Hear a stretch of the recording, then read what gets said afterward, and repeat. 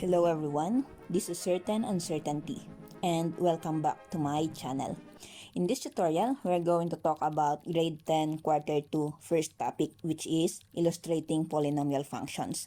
But before we start, please click the subscribe button and notification bell for updates.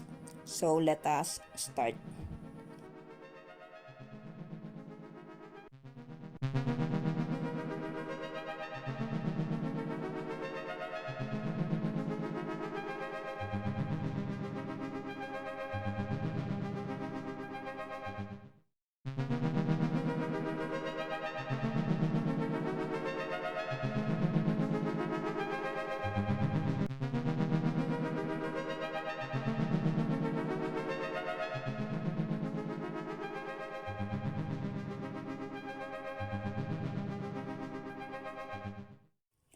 So here we go. Before we start with polynomial function, let us first recall polynomial expression. Polynomial expression is an expression consisting variables and coefficients that involves only the operations of addition, subtraction, multiplication, and non-negative exponents of variable. To make it simple, it is an expression without a variable in the denominator, and variable consists whole number exponent only. Constant could also be a polynomial, and a single variable could also be a polynomial as long as it has a whole number exponent.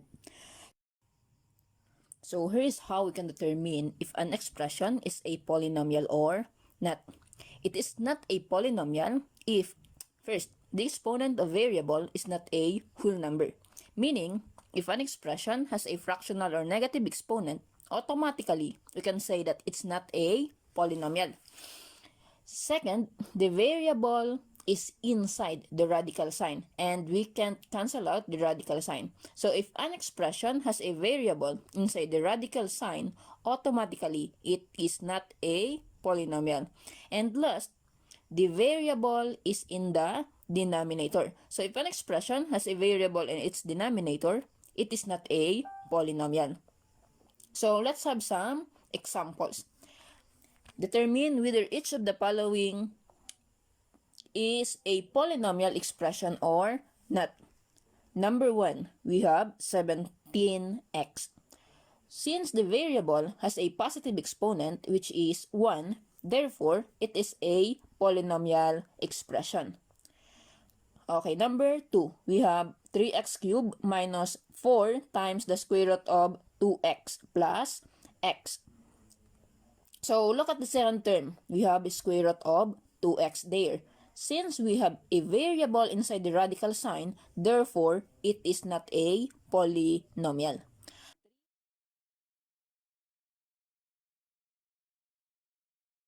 Okay, number 3. We have 3 over 2x plus 1 over 3x squared minus 3 over 4x to the 5th.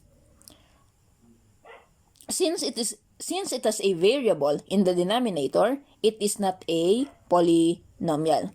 Okay, number 4. We have 2x squared plus 3x plus 1. So we have whole number exponents. Therefore, it is a polynomial. So number 5, we have x raised to 1/2 plus 2x raised to negative 2/3 plus 7. So it has fractional exponents. Therefore, it is not a polynomial. Okay, let's have polynomial functions. So by definition, polynomial function is a function denoted by p of x is equal to a sub n times x raised to n plus a sub n minus 1 times x raised to n minus 1 plus a sub n minus 2 times x raised to n minus 2 until plus a sub 1 x plus a sub 0, where n is a non-negative integer, a sub 0, a sub 1, until a sub n are real numbers called coefficients. But a sub n must not be equal to 0. A sub n times x raised to n is the leading term, a sub n is the leading coefficient, and a sub 0 is the constant term. Other than p of x, a polynomial function may also be denoted by f of x. It has a very long definition, but to make it simple, it is a function where the terms are polynomials, or it is a function that can be expressed in form of a polynomial. Okay, so let us have some example. Determine whether each of the following is a polynomial function or not. Okay, number 1, we have f of x is equal to 7x squared plus 3x minus 5. So, 7x squared plus 3x minus 5 is a polynomial. So, therefore, it is a polynomial function. Okay, number 2, we have y is equal to x to the 10 plus 1 over 3x minus 4. So, since we have a variable in the denominator, so therefore it is not a polynomial function. Number 3, we have p of x is equal to negative 5x to the 6th plus 7 minus 2x.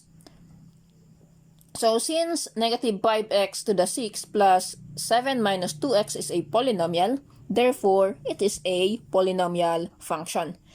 Number 4, we have y is equal to x times the quantity x minus 3 times the quantity x plus 3.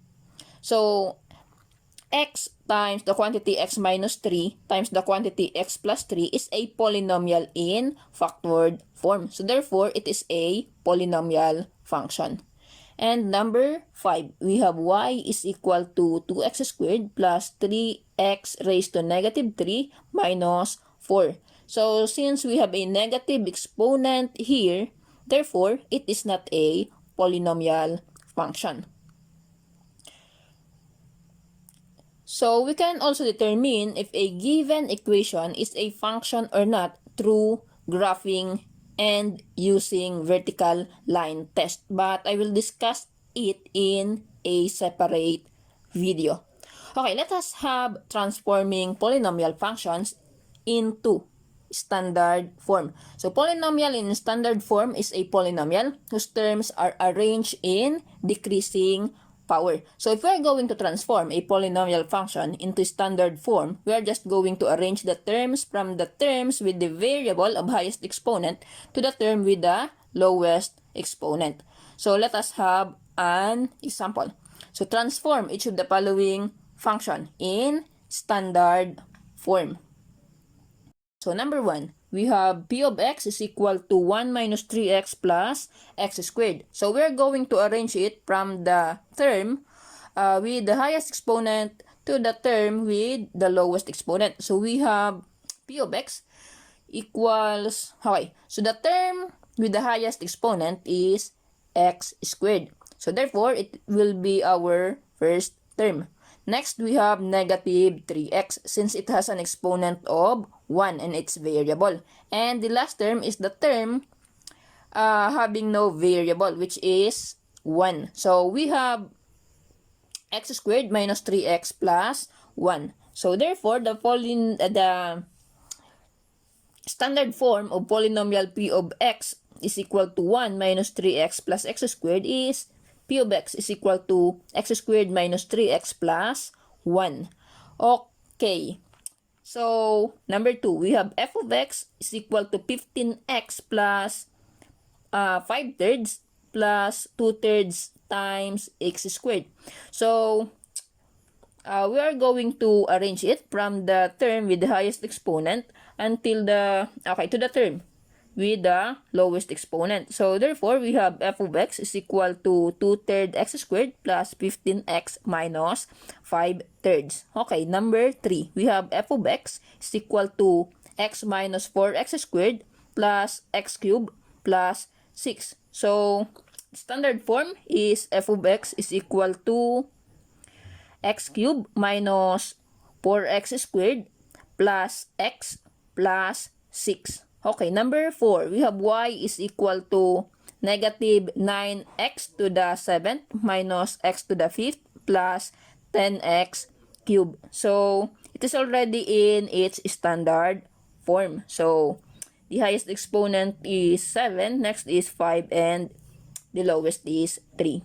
Okay, number 5, we have y is equal to the quantity x plus 2 times the quantity x minus 3. So, it is a polynomial in factored form. To transform it in standard form, we need to multiply the first quantity to the second quantity using the FOIL method. So, using the FOIL method, we can get y is equal to x squared minus x minus 6.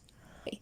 We can also write a function in factored form or as a product of irreducible factor, meaning a factor that can no longer be factored. Okay, example, write each of the following in standard form. So, number 1, we have f of x is equal to x squared plus 6x plus 9.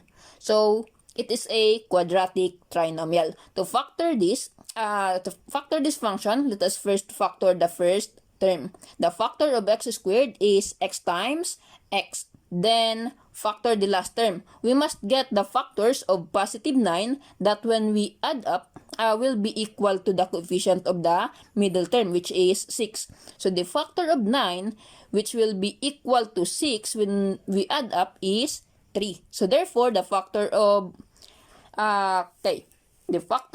of the function x squared plus 6x plus 9 is the quantity x plus 3 times the quantity x plus 3, or the quantity x plus 3 squared. So, therefore, the factor is So, therefore, the factored form of the polynomial f of x is equal to x squared plus 6x plus 9 is f of x is equal to the quantity x plus 3 times the quantity x plus 3, or can also be written as f of x is equal to the quantity x plus 3 squared. Okay, number 2, we have f of x is equal to x cubed minus 11x. Okay, both terms is factorable by x. So, x cubed is x times x squared, and 11x is 11 times x. So, we have x times the quantity x squared minus 11. Okay, so number 3, we have y equals x cubed plus 6x squared minus 16x. It is factorable by x, so take out x. We have x times the quantity x squared plus 6x minus 16. But x squared plus 6x minus 16 is still factorable. So, we can factor it by the quantity x plus 8 times the quantity x minus 2. Since 8 times negative 2 is negative 16, and 8 plus negative 2 is 6. Therefore, the factor form of y equals x cubed plus 6x squared minus 16x is y equals x times the quantity x plus 8 times the quantity x minus 2. Okay guys, that's all for this tutorial. For suggestions, criticisms, and corrections, comment it down below. And please don't forget to subscribe for more upcoming tutorials. Thank you for watching.